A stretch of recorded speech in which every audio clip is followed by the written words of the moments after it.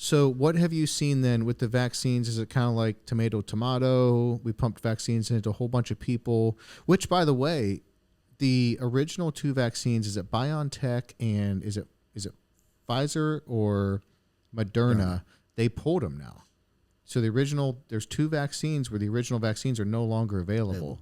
Yeah. And I was looking at some stats the other day, according to those metrics, because they were saying, this was actually from a CNN article that was saying the original vaccines aren't effective anymore. They have made them better. The original ones, there was something like they had like a 1-prong attack, and the newer ones have a 2-prong attack, which to me, I think I'm just highly suspicious. That's just how I am when it comes to like people in power. So I was curious is the new vaccine really that much better, or is it like, all right, we're catching on that the first vaccine was doing some damage, and let's pull that off the market because we have a quote unquote better one now, and that's the talking points but whatever the case, doesn't matter. But according to CNN, they didn't say this. I just deduced 2 bits of information and got to this. Only 15% of the country right now is vaccinated. I mean, they said the first ones don't work anymore, so let's just consider those people unvaccinated. Yeah. And only like a few amount of people have gotten the new ones. So right now, only 15% of the people in America are effectively air quotes, vaccinated. And I'm not aware that the deaths are spiking right now. And that's very interesting. Yeah, if only 15% of us are effectively vaccinated, we're not having a big problem. And also, what happened to the winter where all the unvaccinated people were going to die? Yeah. Wasn't that the winter of 2021? That's right. I'm not sure that ever really happened. So there again, you lose credibility. No, we didn't. Absolutely. It was all just that, again, you must instill fear, because if people aren't scared, they won't take your poison. Yes. And that was sort of the whole mentality behind that, in my opinion. Anyway. So is it, like I said, is it tomato with the vaccines? A bunch of people took them, it's all fine? Or what are you seeing? Are there real issues out there? Oh, no, there are definitely real issues with the vaccine. Okay, over Christmas, I had 2 people that I know, one of which is a client of mine and one of which is a friend of one of my children.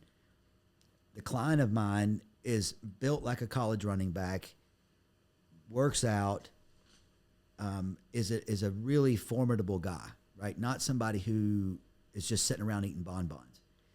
And a few days before Christmas, he starts having a pain in his chest. It doesn't go away. He goes in, blah, blah. Long story short, he had a clot in his right coronary artery or wherever it was. But the point is, there was no, in my opinion, looking at his situation, you're not obese, you don't smoke, you don't have out-of-control lipid levels. This smells bad. And how old again? 53. Okay.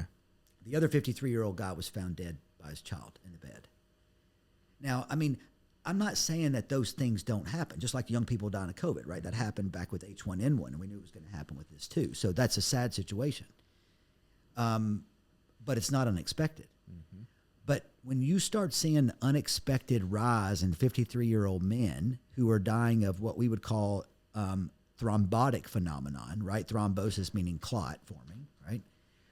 And you go back, if you'd ask me, you say, well, what did your protocol, contain when you were treating people acutely with COVID? One of the things that I was very emphatic about, I'm very emphatic about vitamin D, but when people were sick, especially if they were males, I was really, really hard about the aspirin thing. Take aspirin for 6 weeks after you get this, because really? The thing after you get COVID? After you get COVID. Because the thing that was killing people was freaking clots, right? It wasn't there were some people who would get sick pneumonia, get, ventilator dependent respiratory failure and die of multi-system organ failure. Okay, that's fine. That we know is going to happen to a certain percentage of the old debilitated population anyway. But when you take a young guy like you and you say, well, why did this guy get COVID? And then all of a sudden 3 weeks later, he just collapsed on the side of his porch. Well, and they go in, they take you to the cath lab, they suck a clot out of your right coronary, yet there was no major plaque there. I mean, most people at our age, are going to have some disease in their coronaries just because that's kind of how it is. I think there was a study done after soldiers were coming back from Vietnam. So you're taking these kids who are 18 to 22 years of age, most of them, and on autopsy or postmortem, 25% of them had some element of substantial coronary disease, right? I mean, that's a metric I remember. That may be higher or lower than that, but just think about the average being 25%. So So if you take the average 53-year-old guy, there's a 25% chance that he's got some substantial coronary disease. But we don't hear about them dying in the numbers that they're dying now. Mm-hmm. And so while I recognize that 53-year-old men can certainly die of heart attacks, the frequency and the pace at which we're seeing it, mm-hmm. when you know what happened to people who got COVID and also got clots, right? So my point is that when we were treating people with COVID, we knew one of the most lethal things that could happen to them, especially for a young man, was to get a clot. And I'll tell you a story. A guy was 44 years old, active with his 5 kids. He's running around doing stuff. He gets COVID, takes ivermectin. He's done in 48 hours. Feels great. Out riding his bike. I'm like, listen, take the freaking aspirin. I don't care how you're doing. Take the aspirin. 4 weeks later, he gets a clot in the superficial vein in the back of his leg. So imagine if that same guy had not taken the aspirin at all. Right? He recovered from COVID in 48 hours. Mm-hmm. But it was this heightened sense of inflammation that he had that caused his body to then form a clot. Mm-hmm. Was he vaccinated also? Mm-mm. No. Okay, so you're telling him to take the aspirin just from COVID. Right, because COVID was causing people to clot. Okay, right? so... And that was what was causing a lot of heart attacks and strokes. Okay. And so so the natural thing was, well, what made COVID do that? Probably that spike protein, which is so inflammatory to the body, right? Okay. So what are we using then in the vaccine? A mimic of the spike protein, right? Yeah. So the vaccine is supposed to mimic that, which in theory should translate into a similar response from the body. Yep. So then when people are dying of clots, it's not foreign to me. It makes a lot of sense because this is what COVID was doing originally to people, especially young men.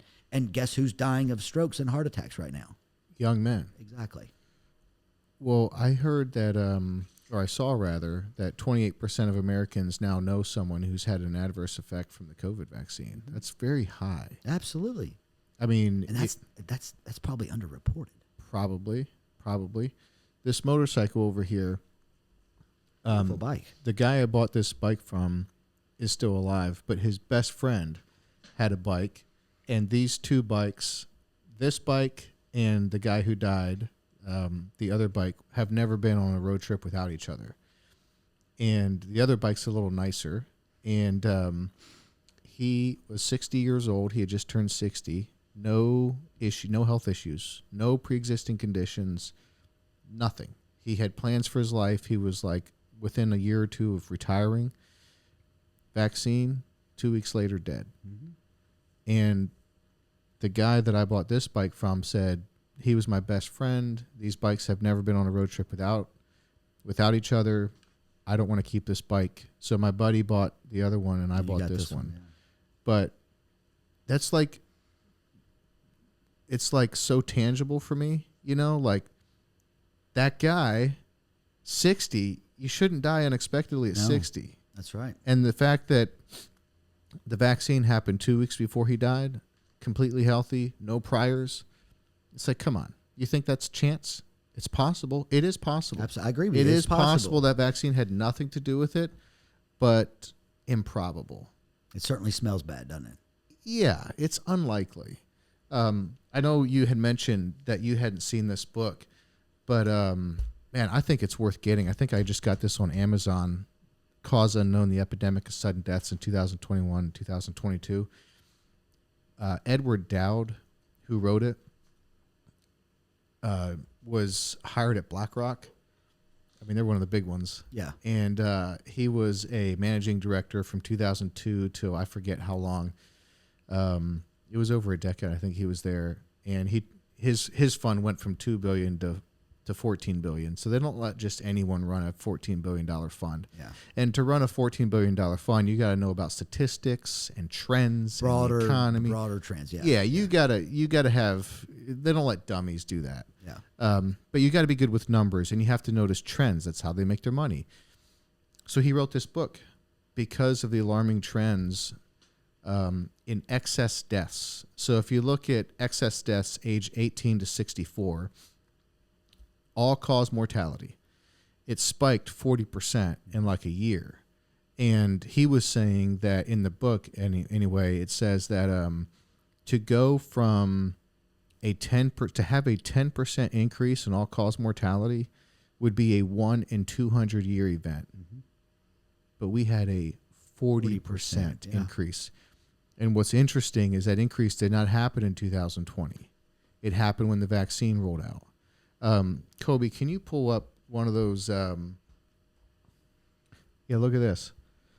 This is even with these reporting. Okay, there have been more adverse reactions and deaths reported to VAERS for the COVID vaccine than all other vaccines combined over 32 years. I mean, you can see reports of death, all non-COVID related death.